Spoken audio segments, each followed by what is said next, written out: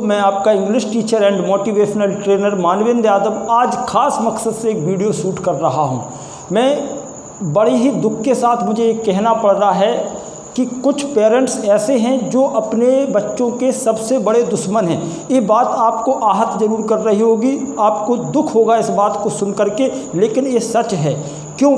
मेरी पूरी बात आप ध्यान से सुने और समझें तो आपको ये बात समझ में आ जाएगी। मैं देखता हूं कि कई मैंने बच्चे देखे हैं जो इंटर क्लास पास कर लेते हैं, उन्हें अपने कपड़ों की तह बनाना ढंग से नहीं आता, उन्हें बैंक में एक चेक जमा करना नहीं आता, बैंक में पैसे जमा करने नहीं आते, अपने जूतों पर पॉलिश करना नहीं आता, अपने कपड़े तक उनको धोने नहीं आते। इसका सीधा एक ही लॉजिक है, क्योंकि आप उन्हें करने नहीं देते। सबसे पहली बात, सबसे जो ज़रूरी बात है, हमें अपने बच्चों को मौका देना होगा, हमें उन्हें काम करने के लिए अपॉर्चुनिटीज़ देनी होगी, तब जा कर के वो काम करेंगे और बेहतरीन करेंगे। अब वजह क्या है, हम उन्हें काम करने देते क्यों नहीं है? क्योंकि हमें लगता है ये गलत कर देगा, हमारा नुकसान हो जाएगा। अगर आप ऐसे ही नुकसान से डरते रहे तो मैं दावे के साथ कह सकता हूँ वो बच्चा ज़िंदगी में कभी भी तरक्की नहीं करेगा। अब मैं यहीं से आपको एक एग्जाम्पल देना चाह रहा हूँ। थॉमस एल्वा एडिसन का आपने सबने नाम सुना होगा। उसने बचपन में कई गलतियाँ की। एक बार तो ये हुआ कि जब उसकी टीचर उसे पढ़ा रही थी और उसने एक बड़ा शरारती भरा क्वेश्चन पुटअप किया। वो क्वेश्चन ये था, मैं आपको थोड़ा सा बता देता हूँ कि टीचर्स ने बताया कि पक्षी आकाश में उड़ते हैं। तो उसने पूछा एडिसन ने कि पक्षी आकाश में क्यों उड़ते हैं मैम?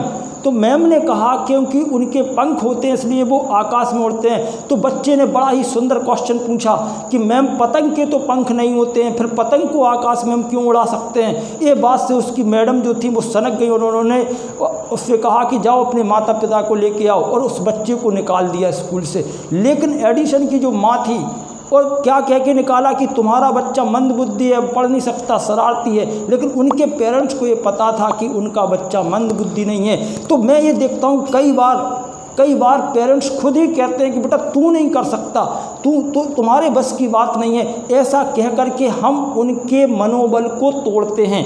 ये हमें नहीं करना है, हमें उनके मनोबल को बढ़ाना है। अगर हमने ऐसा किया तो हमारा बच्चा भी सब कुछ कर सकता है। और रही बात कमाल की, इन दिनों हमें देख रहे हैं कि ज़्यादातर बच्चे ऑनलाइन एजुकेशन प्राप्त कर रहे हैं और मोबाइल के माध्यम से, लैपटॉप के माध्यम से वो घर बैठे आराम से पढ़ रहे हैं। अच्छी बात है, because change is the law of nature. ये सब हमने सुना है, परिवर्तन प्रकृति का नियम है और समय के साथ साथ परिवर्तन आते हैं। और हम we have to accept these kinds of thing. हमें इन चीज़ों को एक्सेप्ट करना पड़ता है, करना चाहिए, तभी हम नए बदलाव को ला सकते हैं। लेकिन कुछ लोग बड़े ही पुरानी सोच के हैं, वो इन बदलाव को एक्सेप्ट ही नहीं करते। वो क्या कहते, बेटा बच्चे से कहते तुम मोबाइल पे नहीं पढ़ सकते, तुम ऑनलाइन नहीं पढ़ सकते। अरे मुझे ये बताओ, पढ़ना तुम्हें है या बच्चे को पढ़ना है? एक बार बच्चे से तो पूछो, अगर वो पढ़ सकता है तो उसको अपॉर्चुनिटी दो, वो अच्छा पढ़ सकता है, कर सकता है, लेकिन आप उसे करने नहीं देते। क्यों? जो अन्य लोगों ने जो काम किए, क्या वो कहीं दूसरे ग्रह से आए थे? वो भी तो यहीं पर पैदा हुए और उन्होंने भी यहीं पर काम किया। मैं एक और एग्जाम्पल दे रहा हूँ।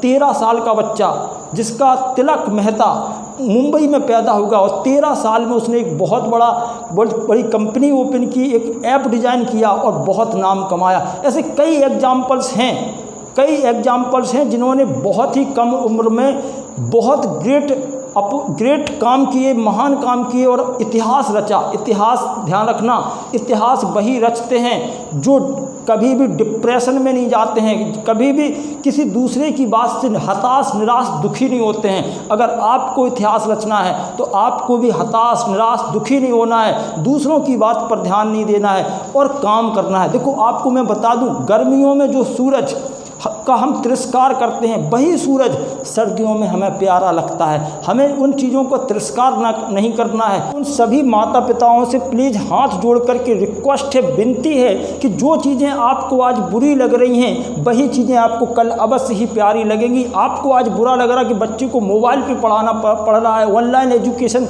आजकल बहुत ज़्यादा ज़ोर शोर से चल रही है, आप भी अपने बच्चे को ऑनलाइन एजुकेशन के इम्पोर्टेंस को समझाएं, उसको भी अपॉर्चुनिटीज़ दें। हैं। और ये आप एक बात ध्यान रखें, अपने जहन में डालने, दिमाग में बिल्कुल सेट कर लें, आने वाला दिन, आने वाला जो समय होगा वो ऑनलाइन एजुकेशन का ही होगा। इस बात को आप रिमेंबर दिस पॉइंट, इसको कभी भूलना मत, मेरी इस बात को जरा समझना, इसको कभी भूलना नहीं। आने वाला समय यही टेक्निकल चीज़ों का है, ऑनलाइन सब जमाना चल रहा है। आजकल देखो, आपको कोई चीज़ खाने के लिए मंगवानी है, कोई चीज़ खरीदनी है, आप तो बस ऑनलाइन फ़ोन उठाइए, बुक कर दीजिए, घर बैठे सारी चीज़ें आ रही हैं। तो ये तो बहुत अच्छी अपॉर्चुनिटीज़ है कि आपको बच्चे को भेजना भी नहीं पड़ रहा बाहर, और आप आराम से, आप भी सुरक्षित, बच्चा भी सुरक्षित, हर सुविधा आपके पास उपलब्ध है। उसे अपॉर्चुनिटीज़ दें, उसे पढ़ने का मौका दें, ताकि वो खुद अपने दिमाग से चीज़ों को समझ सके और वो अच्छा कर सकता है, क्योंकि करना उसे है, आपको नहीं।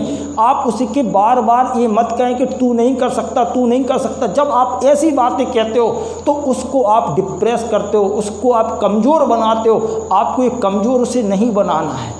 और यहीं पर मैं अपनी बात को ख़त्म कर रहा हूँ, लेकिन मेरी फिर से आपसे हाथ जोड़ करके विनती, अगर आपको मेरी बात बुरी लगी हो, जो मैंने कहा कि माता पिता, मैंने शुरुआत में कहा सबसे बड़े दुश्मन हैं, मैंने इसीलिए कहा आप उनको तहजीब सिखाएं, उन्हें संस्कार दें, उन्हें करने का मौका दें। ये मत देखो कि वो गलती करेगा, वो गलती करेगा तो कुछ सीखेगा भी। एडिसन ने भी कई गलतियां की और 1200 प्रयोग किए, 1200 में वो फेल हो गए, तब जा कर के उन्होंने विद्युत बल्ब का आविष्कार किया।